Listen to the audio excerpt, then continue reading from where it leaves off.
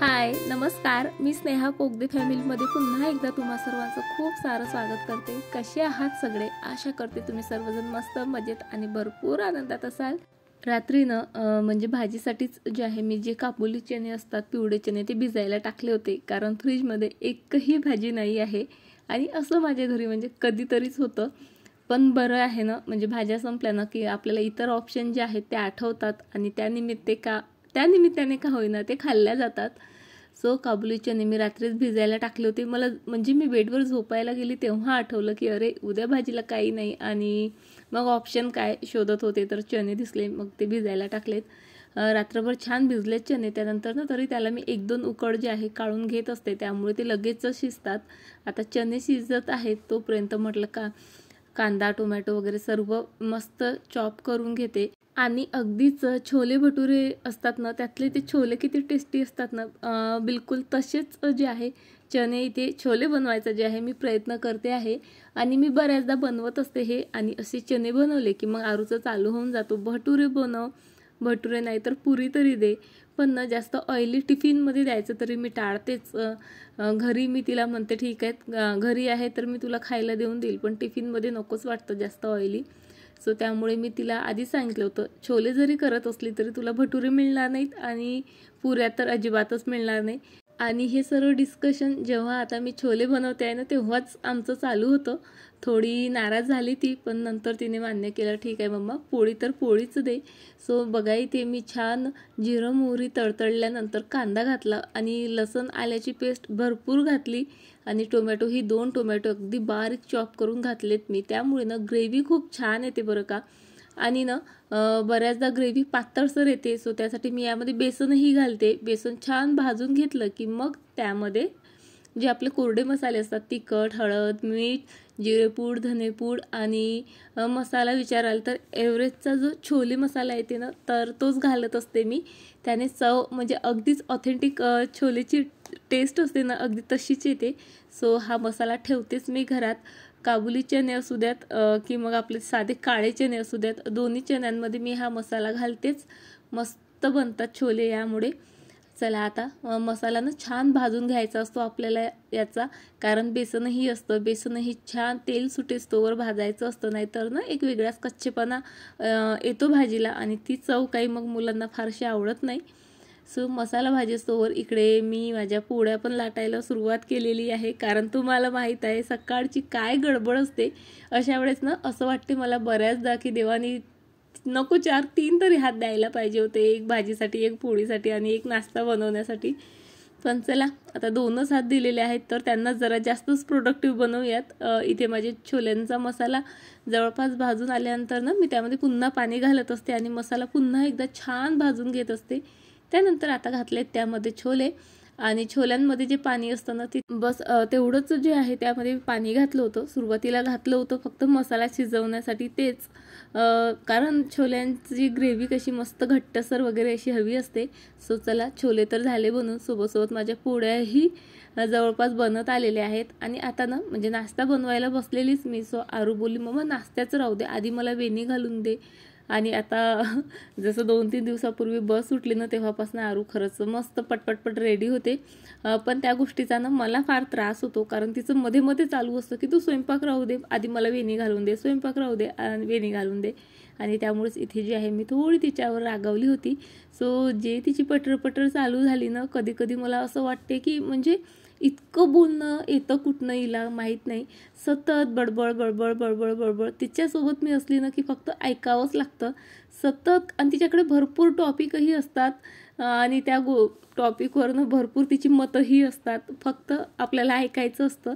So मी आधी रागवली त्यामुळे ती थोडी नाराज होती, पण त्यानंतर ती झाली नॉर्मल आणि वेणी घालीस्तोवर मग आमच्या मस्त गप्पा गोष्टी रंगात आल्या। आणि ना खरं सांगायचं तर हाच वेळ असतो माझ्याकडे तिच्यासोबत घालवण्यासाठीचा।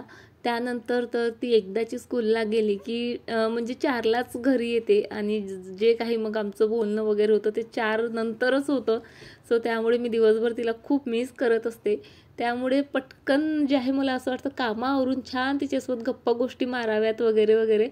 सो दररोजचा हा तिचा तो टाईम आहे तो तिला देते आणि खरं म्हणजे मला तो टाईम हवा असतो. मी खूप एन्जॉय करते माझ्या आरोहीसोबत. सो चला आता चणे बनवून झाले, सोबत नाश्त्यासाठी मस्त फोडणीच्या शेवड्या केल्यात, टिफिन बांधलात आणि आज आले मी सोडायला. आठवड्यातून 3-4 दिवस तरी मला सोडायला यावंच लागतं. पण कधी कधी ना असं वाटतं मला की म्हणजे हे जे 15 मिनिट आहेत ना, कारण आधी येऊन बसतो आम्ही 10 मिनटं आधी येऊन बसतो, त्यानंतरचे 10 मिनटं ना असं बोलण्यात वगैरे जातात. 15 मिनटं धरून घ्या तुम्ही. खूप म्हणजे असं वाटतं या 15 मिनटात माझी किचन आवरून झाली असती असं तसं, कारण तिला सोडल्यानंतर घरात येऊन पुन्हा किचन आवरायची, पिहूची तयारी करायची, पिहूला पुन्हा शाळेत सोडून द्यायचं, पुन्हा ते माझे 15 मिनटं जातात. आणि पिहू तर इतका हट्टी आहे, म्हणजे त्याचे पप्पा घरी असले ना तरी तो मला सोडून मागतो. कधीतरी वाटतं हे अर्धा तास जर माझे वाचलेत तर म्हणजे मी तेवढ्या अर्ध्या तासात किती काही करू शकेल. पण जाऊ द्यात आता. घरी आले पिहूला सोडून आणि ना हरभरा आता सीझन चालू आहे, सो त्यामुळे चवीला खूप छान लागतो आणि मलाही फार आवडतो. पण आमच्या अहोंना आरोहीच्या पप्पांना जर विचाराल ना भयंकर आवडतो. आणि ही जी मी हरभरा खाते आहे बघा आता, ती खाण्याची म्हणजे ती स्टाईल जी आहे ती पण त्यांनीच मला सांगितलेली आहे. आधी मी अशी म्हणजे हरभऱ्यातनं दाणा काढायचा मग खायचा अशी खायची, पण ते बोलले हरभरा असा खातच नसतात, असं दातानीच तोडायचं आणि खायचं. आधी खूप हसायची मी, पण आता मलाही सवय झाली आणि पटपटपट मस्त हरभरा ना मी निवडून ठेवला. कशासाठी का बघा, त्या झाडाचा पाला सतत पडत राहतो आणि सर्व घरभर फिरतो. आणि खरंच म्हणजे तो घरात असला ना मला असं वाटतं माझं घर स्वच्छच नाही का, म्हणून मी सर्व गाटे तोडून घेतलेत आणि तो सरळ डस्टबिनमध्ये टाकला. पण आज आहे बाजाराचा दिवस, सो आता बाजार वगैरे घेऊन आलेत, सो तोही मला धुवायचा वगैरे आहेच. सोबतनं दाखवतेच मी तुम्हाला. म्हणजे हरभऱ्यांचे गाठे ते तोडण्यात वगैरे मी माझे 15-20 मिनटं घालवलेत खरे, पण त्याच्या 4 पट जो हरभरा आहे पुन्हा घरात आलेला आहे. यावरून तुमच्या लक्षात येईलच की आरोहीच्या पप्पाला किती जास्त आवडतो ते ओला हरभरा. आता भाज्या म्हणजे मी ना वॉश करूनच फ्रीजमध्ये ठेवते. माझ्या बऱ्याच मैत्रिणी मला विचारतात की अशा वॉश करून ठेवल्याने भाज्या खराब होत नाहीत का? नाही होत भाज्या खराब. मी प्रत्येकच वेळेस तुमच्यासोबत शेअरही करते बघा, खूपदा केलं असेल. मी भाज्या स्वच्छ धुते, त्यातलं पूर्ण पाणी निथळू देते आणि 2-4 तासानंतर फ्रीजमध्ये भरून ठेवते. सो त्याने भाज्या नाही खराब होत. आणि इथे पत्तागोबी आहे बघा, आपण वरवर धुतो, पण मी काय करत असते वरवरची सर्व पानं जी निघण्यासारखी आहेत ना ती काढते आणि नंतर वॉश करते, कारण त्या पानांमध्ये बरीचशी माती असते जी आधी आपल्या लक्षात नाही येत, पण जेव्हा आपण चिरायला घेतो ना तेव्हा ती दिसते.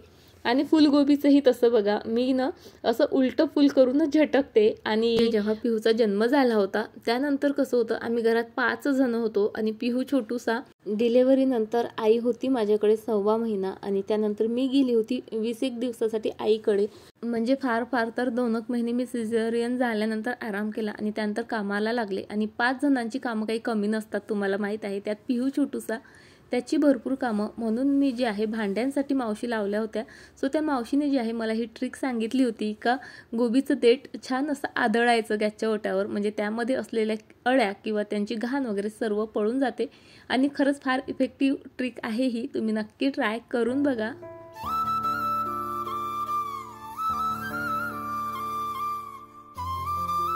मी आता पिहूला जे आहे ट्युशनला सोडायला जाते आहे.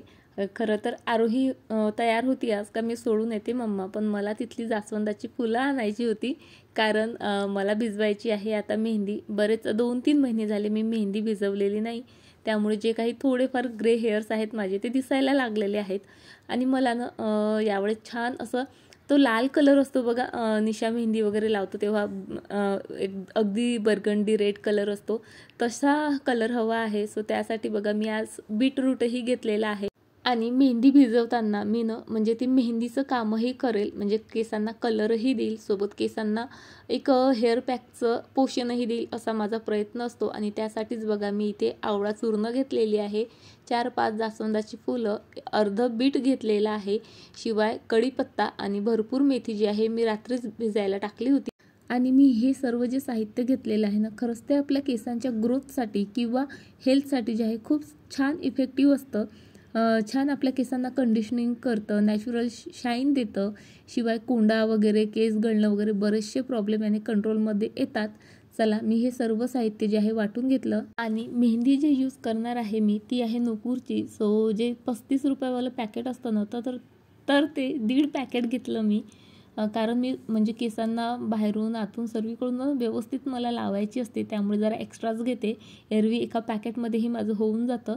सो हे सर्व जे आपण वाटून घेतलं ते टाकलं. त्यानंतर 2 चम्मच मोठे छान त्यामध्ये आवळा पावडर घातली आणि जे पाणी मी बनवून घेतलेलं आहे चहाचं ते सर्व घातलं आणि मस्त अशी मेहंदी भिजवून घेतली.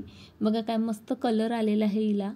आणि यामध्ये मी बीटरूट घातलं, त्यामुळे ना छान असा लालसर बर्गंडी कलर येतो केसांना.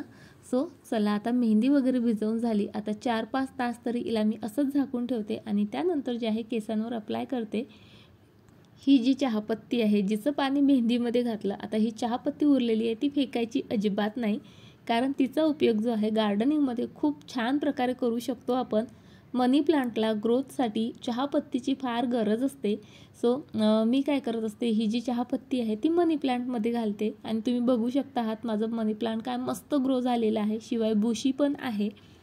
जर म्हणजे तुम्ही मेहंदी वगैरे लावत नसाल किंवा असं चहाचं पाणी तुमच्याकडे म्हणजे उकळून नसाल घेत ना तुम्ही, सो दररोज जर चहा पित असाल ना, तर ती खाली उरलेली जी चहापत्ती असते ना ती सुद्धा 2-3दा वॉश करून तुम्ही जी आहे मनी प्लांटमध्ये देऊ शकता. फक्त त्यामध्ये दुधाचा अंश वगैरे राहायला नको, नाहीतर बुरशी लागते. सो अशा प्रकारे मनी प्लांटला तुम्ही जर चहापत्तीचं पाणी किंवा अशी उरलेली चहापत्ती वगैरे दिली ना, तर तुमचे मनी प्लांटही मस्त जे आहे बुशी होतील, त्यांची ग्रोथही छान होईल. हे एक छोटंसं सिक्रेट आहे, ट्राय करून बघा तुम्ही नक्की. चला आज ना एक छान अशी झटपट होणारी डिश तुमच्यासोबत शेअर करते. सो आता जवळपास 4:30 पावणे 5 वाजलेत. आरोहीला लागलेली आहे भूक आणि दररोज तिला काहीतरी मी बनवून देत असते, पण आज बोलली मम्मा तेच ते नको बनवून देऊ, काहीतरी वेगळं कर. सो इथे मी छान कांदा टोमॅटो बारीक चॉप केला आणि आता मी बनवणार आहे बेसनाची पोळी किंवा बेसनाचं धिरडं वगैरे असं काहीही म्हणू शकता तुम्ही त्याला. सो 1 वाटी जी आहे मी इथे बेसन घेतलं आणि त्यामध्ये जो काही कांदा टोमॅटो आणि कोथिंबीर वगैरे बारीक करून घेतलेली आहे ती मिक्स केली. त्यानंतर त्यामध्ये तिखट, हळद, मीठ आणि थोडंसं जे आहे जिरेपूड धनेपूडही ॲड करायचं बरं का, मस्त टेस्ट येते. आणि त्यात थोडं पाणी टाकून छान तिनं आपलं इडलीचं बॅटर असतं ना तितकं पातळसर जे आहे भिजवून घ्यायचं. आणि त्यानंतर तव्याला मस्त तवा गरम झाला की त्याला तेल लावायचं आणि त्यावर जे आहे असं चमच्याच्या मदतीने जसा आपण डोसा वगैरे स्प्रेड करतो ना तसं हे बॅटर स्प्रेड करून घ्यायचं आणि वरनं तेल वगैरे सोडायचं बरं का. इतकी टेस्टी लागते ना ही बेसनाची पोळी आणि शिवाय पौष्टिकही खूप असते, कारण चण्यांमध्ये भरपूर प्रमाणात जे आहे प्रोटीन असतं आणि तसे काही मुलं चणे फारसे खायला जात नाहीत किंवा बेसनाचे भजे वगैरेच खातात. बेसनही किंवा जे आपण त्याला पिठलं वगैरे म्हणतो तेही आठवड्यातून एकदाच बनतं. सो अशा प्रकारे पोळी बनवून तुम्ही मुलांना देऊ शकता, म्हणजे मुलं आवडीनंही खातात. शिवाय म्हणजे जो आपला हेतू असतो की त्यांना भरपूर प्रोटीन्स वगैरे मिळावं, सो आपला तो हेतूही साध्य होतो. दिसायला तुम्हाला दिसतंच आहे इथे किती मस्त दिसते आहे पोळी, खूप छान लागते आणि टोमॅटो कांद्यामुळे ना एक वेगळाच जो आहे फ्लेवर येतो त्याला. चला आता छान लोणचं आणि ही पोळी मस्तच एक कॉम्बिनेशन आहे. तसंही फक्त तेल लावूनही छान लागते ही, पण लोणच्यासोबत अप्रतिम लागते. पहा दिवस संपतो पण कामं काही संपत नाहीत. आता माझा स्वयंपाक, जेवण, भांडे, गॅसचा ओटा घासून पुसून क्लीन करून झालेलं आहे, सर्व झालं होतं. आणि आता विचारात होते की जाऊन बेडवर पडायचं. सो आठवलं की आपल्याला तूप काढायचं आहे आणि खरं तर हे आजच्याच दिवसाच्या कामाच्या लिस्टमध्ये होतं, पण माझ्या डोक्यातून निघून गेलं. पण तरी म्हटलं चला आत्ता आठवलं ना तर आत्ताच करूयात, कारण आजचं काम उद्या ढकललं गेलं ना तर उद्याच्या कामांचा बोजा जो आहे वाढत असतो आणि विनाकारण मग आपल्याला म्हणजे कामं जास्तीचे झाले की चिडचिड होतं. आणि म्हणजे विसरली असती तर एक ठीक असतं, पण मला आठवलं तर मी ते काम करूनच घेत असते. सो आता मला आठवलं, म्हटलं चला 5 मिनिटाचं तर काम आहे आणि तुम्हाला तर माहीतच आहे मी अगदी एकच भांडं वापरून जे आहे तूप वगैरे काढते, त्यामुळे त्याचे भांडे वगैरेही जास्त पडत नाहीत किंवा वेळही फारसा लागत नाही. आधी तरी मी म्हणजे मिक्सरमध्ये वगैरे फिरवायची, सो मिक्सरचे भांडे वगैरे निघायचे आणि बरीचशी कामं वाढायची. पण आता म्हणजे तितकीशी कामं वाढत नाहीत आणि खरंच काही टिप्स ना खूप हेल्पफुल ठरतात बरं का. सो हे माझ्यासाठी फार हेल्पफुल ठरलेलं आहे, कारण 10 दिवसातून तरी मी तूप काढतच असते. सो तूप तावेपर्यंत तेलाच्या बाटल्या रिकाम्या दिसल्या, म्हटलं उद्या सकाळी आणखी धावपळ होईल, म्हणून तेही एक काम करून घेतलं. आणि चला आता दिवस संपता फायनली जे आहे माझी कामंही संपलेली आहेत. आणि आता व्हिडिओ पण मी इथेच संपवते आणि आशा करते तुम्हाला आजचा व्हिडिओ नक्कीच आवडला असेल. व्हिडिओ आवडला असेल तर प्लीज लाईक करा, शेअर करा, कमेंट करायला मात्र अजिबात विसरू नका. लाईक नाही केलं तरी चालेल, पण मला कमेंट करत जा, म्हणजे तुमच्या कमेंट थ्रू मला कळतं की तुम्हाला कशा प्रकारचे व्हिडिओ वगैरे पाहायला आवडतील वगैरे वगैरे, किंवा व्हिडिओ पाहायला आवडता आहेत का नाही, सर्वच काही तुम्ही माझ्यासोबत शेअर केलेलं चालेल. मला तुमचे सजेशन असतील ते द्या, माझ्या काही चुका होत असतील, तुमच्या लक्षात येत असतील त्या सांगा, पण कमेंट मात्र नक्की करा. चला मग भेटतेच तुम्हाला उद्या अशाच एका छान व्हिडिओसोबत. तोपर्यंत स्वतःची काळजी घ्या. बाय, टाटा.